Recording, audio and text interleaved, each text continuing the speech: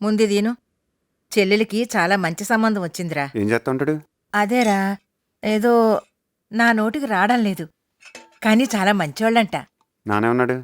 నాన్నే ఉంటాడు, నాన్న మంచోడే. చెట్టు అంత ఎదిగారు. ఇలా కాదు అలాగా, అలా కాదు ఇలాగా అని మీరే చెప్పాలి. ఏ ఇంతకు ఎవరు తెచ్చారు సంబంధం? అదేరా,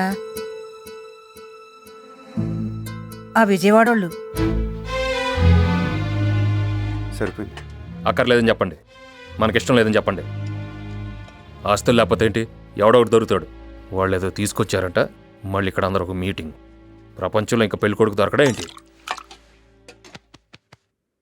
అది కాదురా, ముందు చెప్పేది వినాలి కదా. ఇప్పుడు దాకా వినిపించింది కదా. ఇటు చూడండి, నాకైతే ఇష్టం లేదు. మీకు ఇష్టమైతే మీరు చేసుకోండి. అలా ఎవడో ఇష్టం వచ్చినట్టు అడిగిపోతే ఎలా?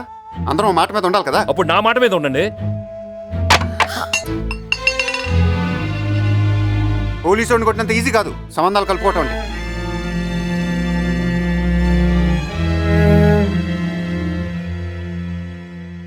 ఏంటమ్మా ఇది? కూర్చొని మాట్లాడుకోవాలి కదా. మాకు లేవా కోపాలు?